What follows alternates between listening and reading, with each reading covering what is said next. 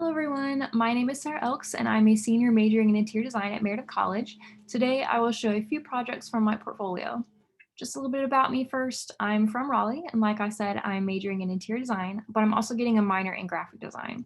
And after 4 years of studying design, I can definitely say that my favorite part is the space planning and the rendering. I love how space planning is kind of like a puzzle and you have to make sure everything fits together just right.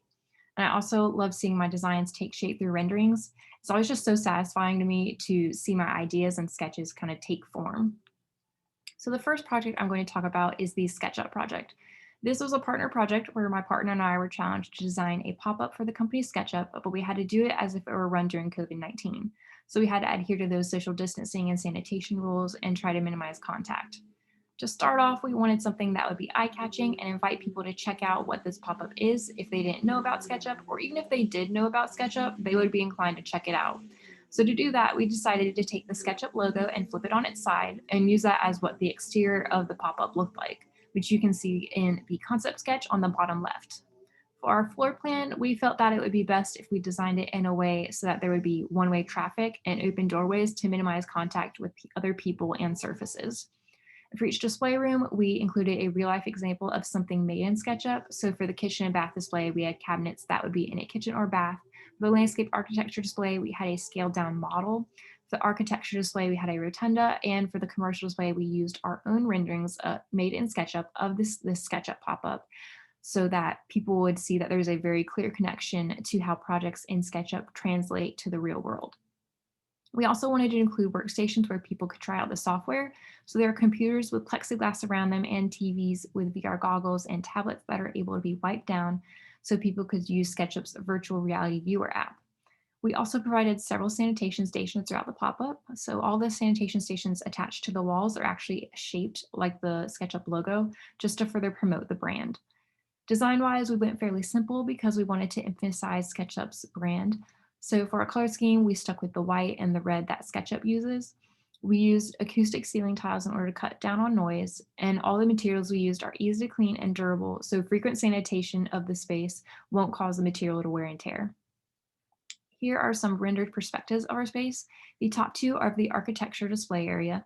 You can see the real life example as well as the computer workstations and VR setup. You can also see the sanitation stations built into the computer workstations as well on either side of the VR setup. If you look at the floor of the perspective, you'll see a red line leading to the rotunda and then the rotunda sitting on a red circle. This is actually part of our wayfinding. So that red stripe starts at the very beginning of the pop-up when you walk in, runs down the main hallway and branches off into each display room to lead to the real life example in that room. And then eventually that line leads to the table of computers that you see in the bottom perspective. And this bottom perspective, done by my partner, Nicole Walker, shows the flexible gathering space that can be used for presentations, as well as a bar seating area where people can find more information if they're not fully convinced yet about SketchUp, or they can purchase the software if they are ready to buy it. On the wall, you can see a decorative stripe that has words used to describe SketchUp pasted on it. Beyond this table area, there are a couple tables by the exit where people can actually grab handouts on their way out if they're just not quite ready to buy SketchUp but would consider doing so in the future. Moving on to the next project, we have the airport lounge. So for this project, my teammates and I designed an airport lounge in the San Francisco airport that was targeted towards individuals who needed a place to work and relax while waiting for their flight. So looking at the floor plan, you can see that when you walk in, the check-in is on the right so people can easily find help if needed, or they can check in their luggage and it'll be stored in a secure room just so they don't have to carry it with them throughout the space. And when they leave, they can just get their luggage right back. The Eden area is also immediately accessible, and there are touchscreen directories on the wall near the check-in and Eden area, so people can find information about the space or about the airport in general. We wanted to make sure that the work areas were private and less busy so that people could focus, so we placed those on the far left of the plan, kind of away from the more social areas such as the Eden area and the lounge. And for our design, we wanted to create a sort of oasis for people. We felt that most airports have a very sterile and simple feel to them. So we wanted to give people a reprieve from that. So we used green as our main color with an accent of pink, and we also used fabrics that directly or indirectly reference nature. So for example, our seat fabric for the Eden area has feathers on it. The fabric used for the lounge chairs looks like ocean waves, and the wallpaper used in the lounge looks like clouds. And in the rendered perspective of the entrance done by Kira DeAndre, You can see the check-in, part of the eat-in area, and you can also see some of the aspects that I just talked about. So the color scheme, the seat fabric, as well as those touch screens. These are renderings of some of the other areas, the retail area perspective, which I did, the lounge area perspective done by Nicole Walker, and the conference room perspective and elevation done by Melissa Duncan. In the retail area rendering, you can see more of the design decisions of making it seem like an oasis. So the leaf wallpaper, the wood veneers, and the hanging plants. And in the lounge area rendering, you can see how open it is. We left it fairly open because we wanted to maximize the amount of light let in through that wall of windows. You can also see the cloud-like wallpaper that I mentioned previously on the right. And in the conference room perspective and elevation, you can see our decision to have a wall of windows for the shared wall between the conference room and the rest of the airport. We felt this would be a good way to keep the conference room from feeling super closed in, and it would also create a point of interest for people walking by in the airport and hopefully make them intrigued enough to come check out our space. However, we did decide to frost the lower windows so that we could maintain the privacy needed for those conference rooms. Other than the point of creating a functional workplace and oasis for travelers, the other points that my group decided to focus on were sustainability and universal design.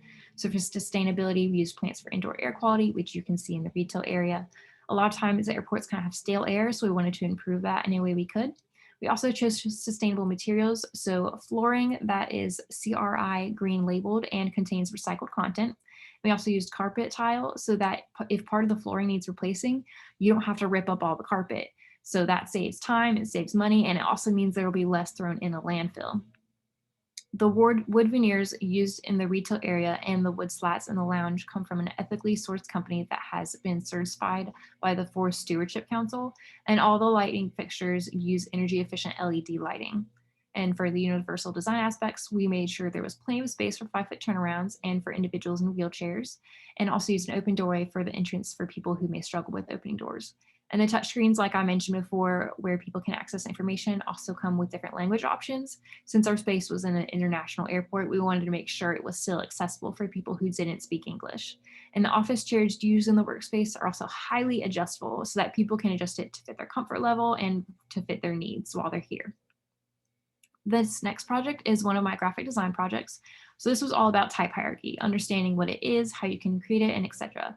I had to create 3 different versions of the same flyer, but with each version we had different restrictions. So for instance, with the first version, I couldn't use above a certain point size for the text and I couldn't use shapes or colors. For the second version, the point size could be a bit bigger and I could start shifting around words a bit more, but I still couldn't use shapes or colors. But with the final version, all restrictions were lifted and I had a lot more freedom. I also had to use a grid system based on a grid that was used in an inspiration flyer that I found. I really wanted to play with diagonals for this project, so I found an inspiration picture that used a diagonal grid and based mine off of that. I also really wanted to play with the name of the event, especially the word shift. So to do this, I experimented with changing the orientation of different parts of text, either as a whole part or just changing the orientation right in the middle of the word. This is another graphic design project of mine. So for this project, I had to design an identity for a museum exhibition on North Carolina's wild horses. For the identity, I really wanted to incorporate a horse form in some way to show either the power or the grace of horses, especially wild horses. However, I didn't want to just slap a horse up there with the exhibition title under it and call it a day. I wanted to make it a little more subtle than that.